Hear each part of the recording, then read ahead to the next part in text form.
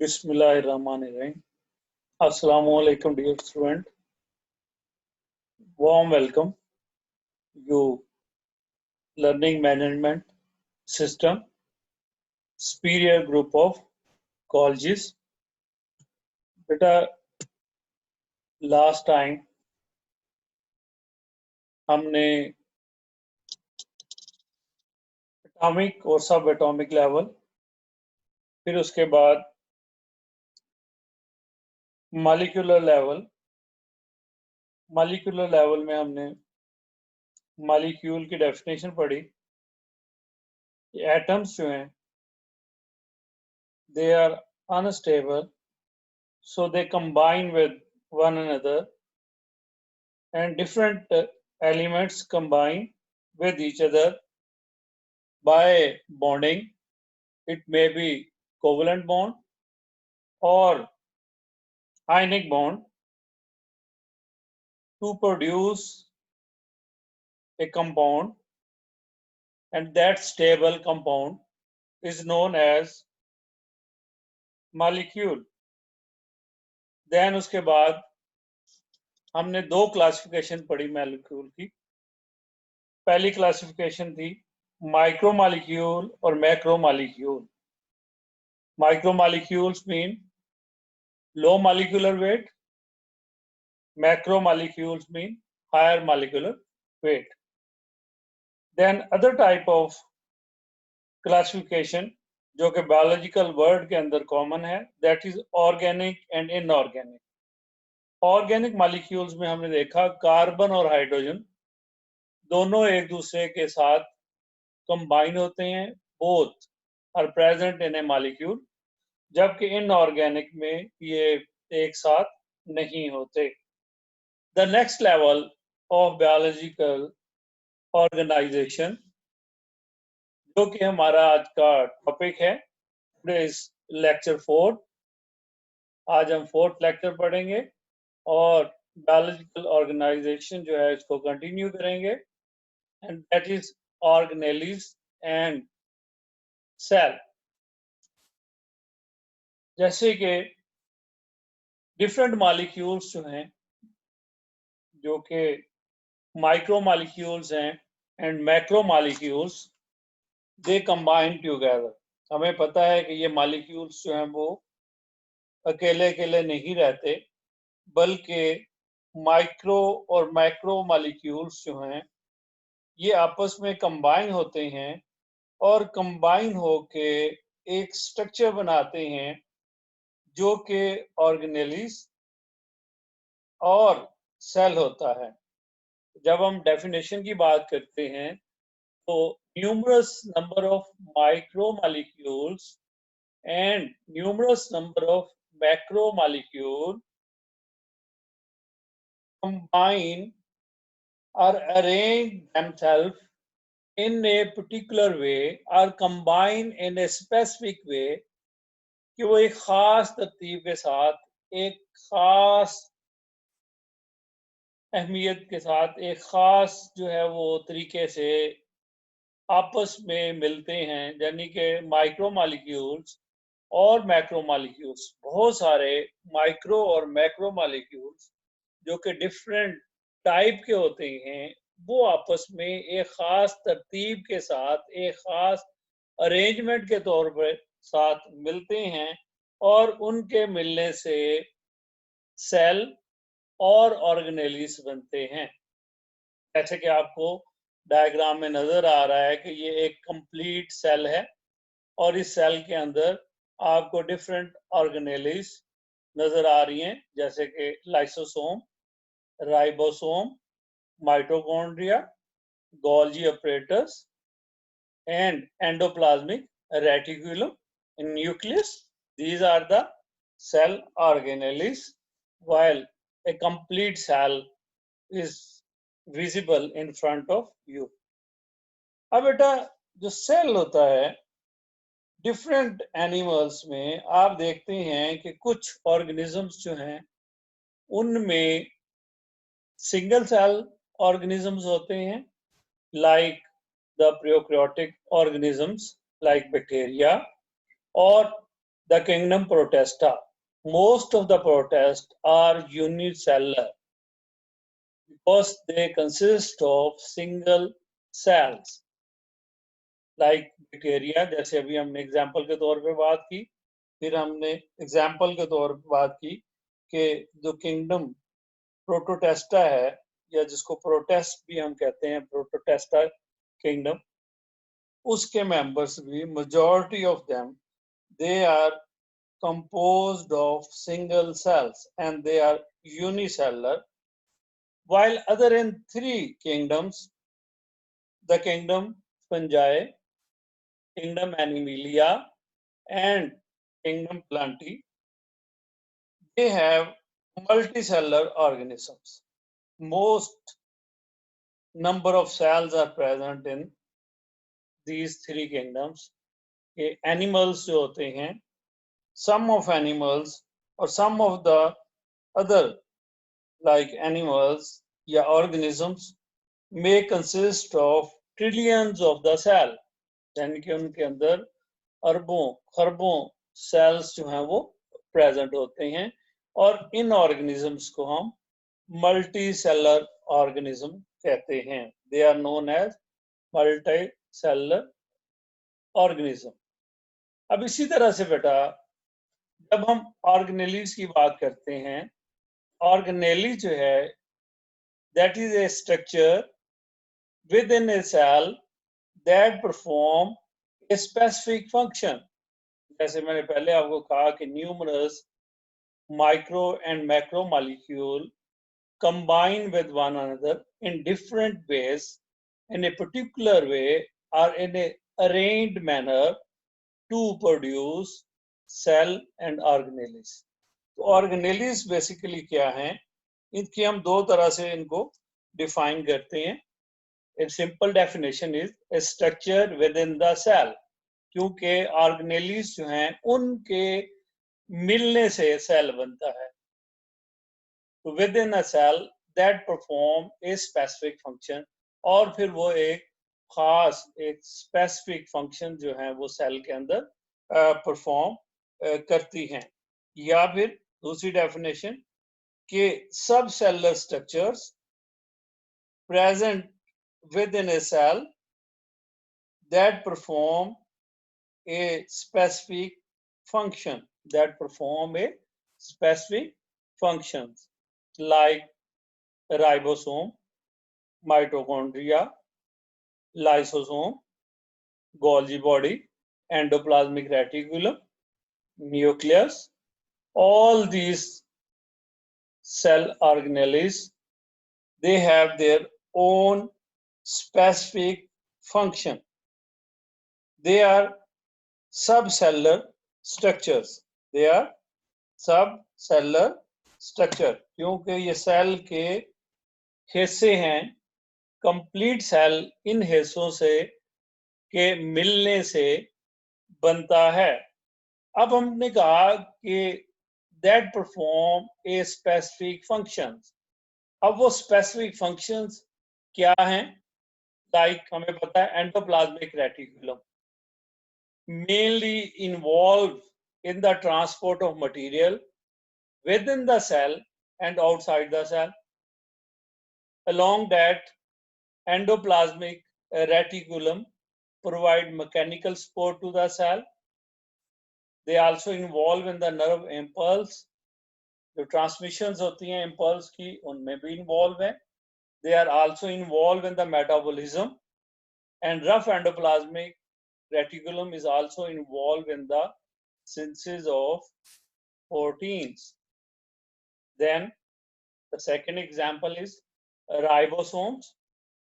Ribosomes are the factories of synthesis of proteins. Ribosome जो organelles है, उनका काम प्रोटीन सिंथेसिस है. उनका काम प्रोटीन सिंथेसिस है. सेल के अंदर they are responsible for the synthesis of proteins. Cell के अंदर वो प्रोटीन बनाने में अहम रोल प्ले करती हैं. इसी तरह से mitochondria, that is known as powerhouse of the cell.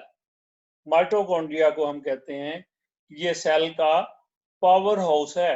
It mean कि ये एनर्जी प्रोवाइड करता है। सेल की डिफरेंट एक्टिविटीज जो हैं उसके लिए जो एनर्जी चाहिए सेल को, that is provided by mitochondria. That is why it is known as power house of the cell. ऐसे ही Golgi bodies are involve in cell secretions। Cell की जो secretions होती हैं वो बेसिकली गोल्जी बॉडीज ही रिलीज करता है या गोल्जी बॉडी से रिलीज होती हैं। इसी बेस के ऊपर आप देखें न्यूक्लियस जो है that control all the activity of cell. इसलिए इसको हम कहते हैं ब्रेन ऑफ द सेल है कि सेल ने जो भी फंक्शन परफॉर्म करना है, जो भी उसने अपना काम करना है, वो तमाम का तमाम काम जो है उसका कंट्रोल, उसकी अथॉरिटी जो है वो न्यूक्लियस के पास होती है। सेल ऑर्गेनेलिस जो हैं या दीज स्ट्रक्चर्स जो हैं they are called as comparable with the organ of the body in higher organisms। क्यों कहा जाता है इस तरह? क्योंकि ये सेल ऑर्गेनेलिस अपना स्पेसिफिक फंक्शन जो है उसको कंप्लीटली परफॉर्म करती है, यानी कि अपना जो उनका खास काम होता है उस मखसूस काम को कंप्लीटली सरअंजाम देती हैं। बिल्कुल ऐसे ही जैसे कि एक ऑर्गन सिस्टम के अंदर एक ऑर्गन जो है वो फंक्शन परफॉर्म करता है, जैसे कि स्टमक बॉडी के अंदर डाइजेस्टिव सिस्टम में स्टमक का रोल है कि वो प्रोटीन सिंथेसिस जो है वो करता है। तो ये चंद एग्जांपल्स हैं ऑर्गेनेलीज की। इसके बाद और भी बहुत सारी ऑर्गेनेलीज हैं, जैसे लाइसोसोम आपको नजर आ रही है, साइटोस्केलेटन नजर आ रहा है। तो there are different other organelles. फिर इसी तरह से क्लोरोप्लास्ट प्रेजेंट होता है। तो cetera there are different other organelles. For example हमने इनमें से कुछ को डिस्कस किया है। Then another important thing about cell, that is a division of labor। जो cells हैं इनके अंदर the arrangement of organelles speaks of the division of labor within the cell। Division of labour से क्या मुराद है? सबसे पहले हमें ये पता होना चाहिए। डिवीजन ऑफ लेबर से मुराद ये है कि जो डिफरेंट फंक्शन सेल ने परफॉर्म करने होते हैं तो वो तमाम फंक्शन एक ही उसका पार्ट अदा नहीं करता, बल्कि जो उसके डिफरेंट ऑर्गेनेलीज हैं, जैसे हमने लास्ट में अभी थोड़ी देर पहले पढ़ा कि और organelles have their specific function and structure. इसी तरीके से इसको हम डिवीजन ऑफ लेबर कहते हैं। दैट मीन कि जो ऑर्गेनेलीज हैं वो अपना अपना मखसूस काम करते हैं। जैसे इसको हम डिवीजन ऑफ लेबर कहते हैं।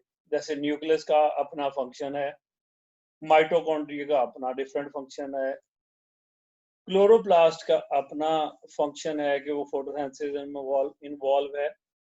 ऐसे ही जो सेल्स हैं, डिफरेंट टाइप ऑफ सेल्स, जैसे एपिथेलियल सेल्स हैं, उनका काम प्रोटेक्शन है। एपिडर्मल सेल्स होते हैं, उनका काम भी प्रोटेक्शन है। एक प्लांट में प्रोटेक्शन देते हैं, दूसरे एनिमल में प्रोटेक्शन देते हैं। This is called as division of labour.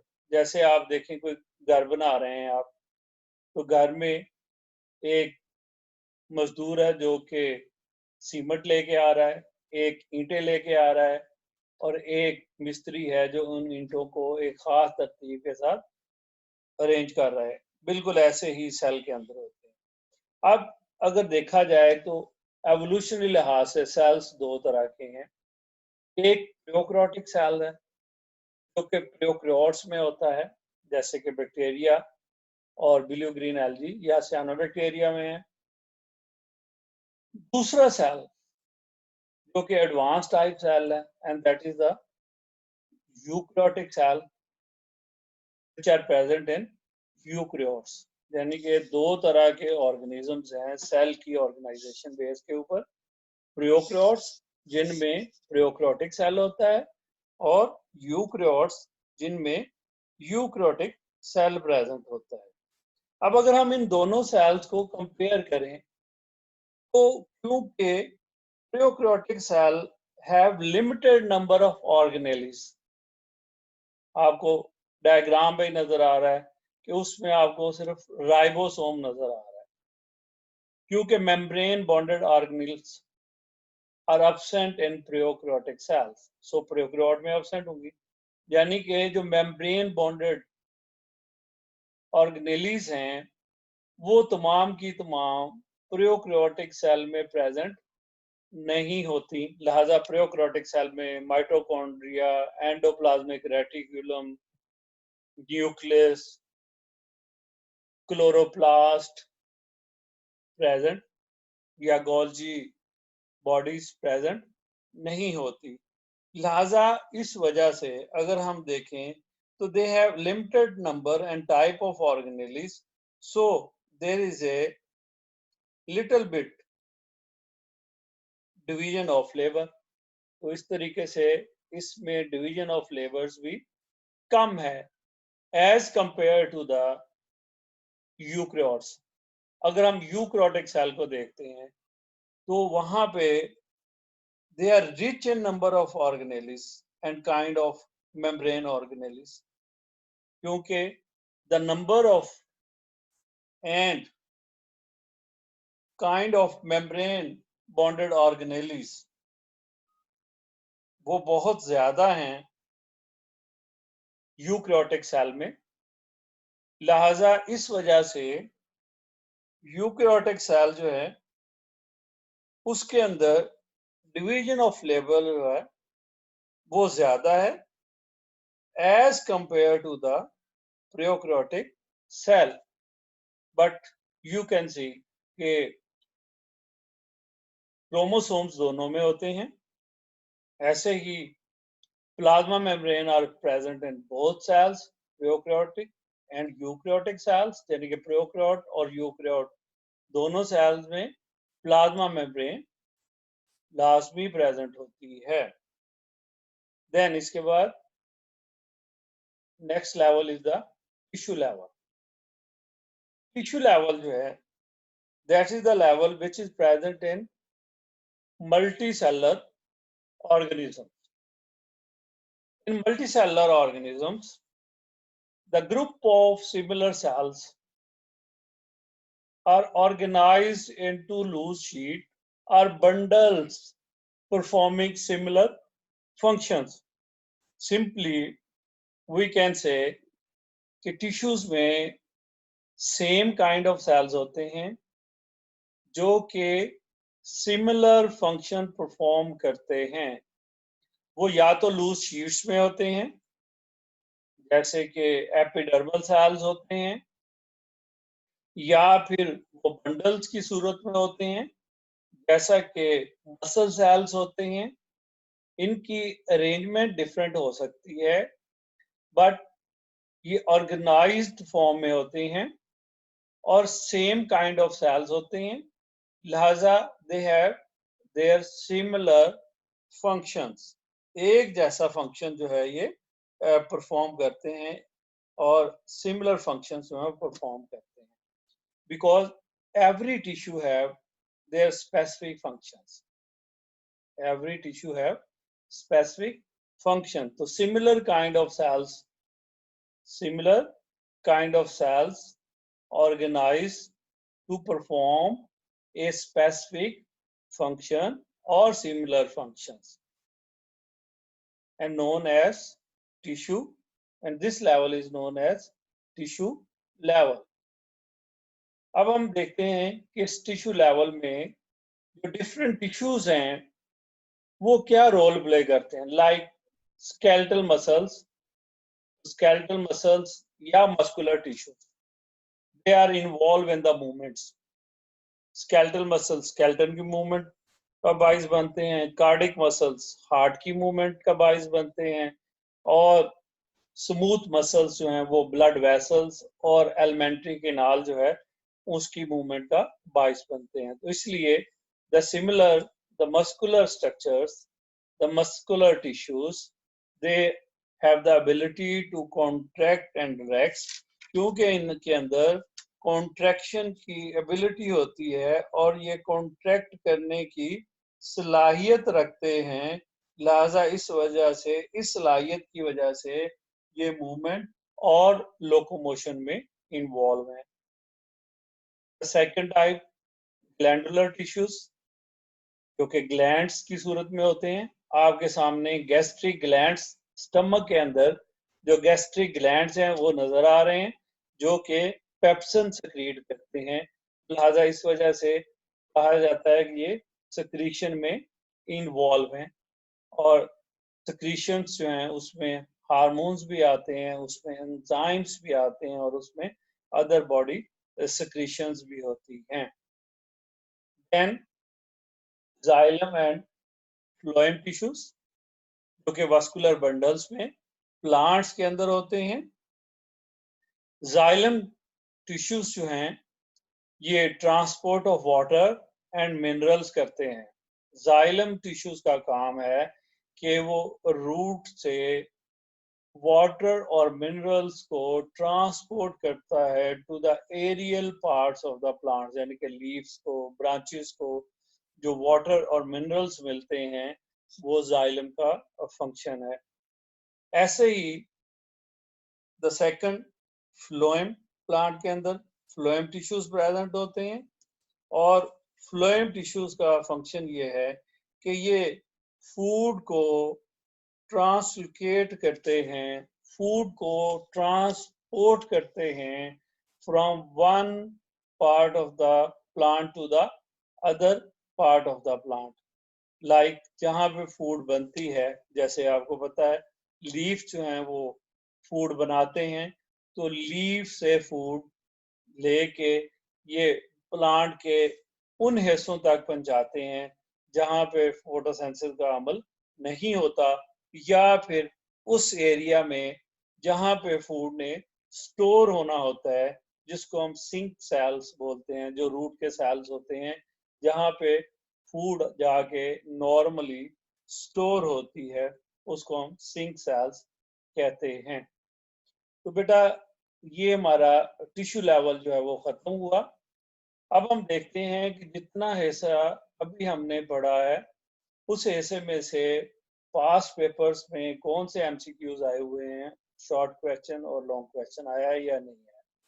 तो पहले आपको नजर आ रहा है, muscle tissues are specialised for contraction, क्योंकि ये कॉन्ट्रैक्टाइल यूनिट्स होते हैं, कॉन्ट्रैक्ट करते हैं, इसलिए ही अभी हमने पढ़ा कि ये मूवमेंट्स में इन्वॉल्व हैं। सेकंड एमसीक्यूज है, a group of similar cells that perform similar function is, ये डेफिनेटली टिश्यू बनेगा, क्योंकि सिमिलर काइंड ऑफ सेल्स हैं और सिमिलर फंक्शन परफॉर्म कर रहे हैं, लिहाजा ये टिश्यू इसका आंसर है। The third one, a structure within the cell that performs specific function is called a structure within the cell that perform specific function is called, and that is definitely organelles है। अगर आपने lecture अच्छे तरीके से सुना है, गौर से सुना है, तो फिर इनके जवाब भी आपको आते होंगे। अब इसमें से एक शॉर्ट क्वेश्चन आया है, what is the division of labour. ये जो लास्ट पार्ट था हमारा ऑर्गेनेलीज और सेल का, प्रोकैरियोटिक और यूकैरियोटिक सेल के रेफरेंस से ये क्वेश्चन है, 2 मार्क्स का था। और लॉन्ग क्वेश्चन भी आ चुका है कि describe the biological organisation at organelles and cell level. तो ये 4 मार्क्स का क्वेश्चन भी बोर्ड में आ चुका है, तो लिहाजा आपको अच्छे तरीके से इस वाले हिस्से को याद करना है। अब उम्मीद है आप पढ़ रहे होंगे साथ साथ, अपना टाइम वेस्ट नहीं कर रहे होंगे। थोड़ा थोड़ा करके हम डेली पढ़ते हैं, वो हिस्सा आप ज़रूर याद कर रहे होंगे और लेक्चर को अंडरस्टैंड भी कर रहे होंगे। तो नेक्स्ट टाइम के लिए, कल तक के लिए, लर्निंग मैनेजमेंट सिस्टम और सुपीरियर ग्रुप ऑफ कॉलेजेस से मेरी तरफ से आप लोगों को खुदा हाफिज। Thank you very much for listening the lecture. उम्मीद है कि आपने एंजॉय किया होगा और नेक्स्ट लेक्चर के लिए आप अपने आप को मेंटली प्रिपेयर कर लेंगे। Thank you very much.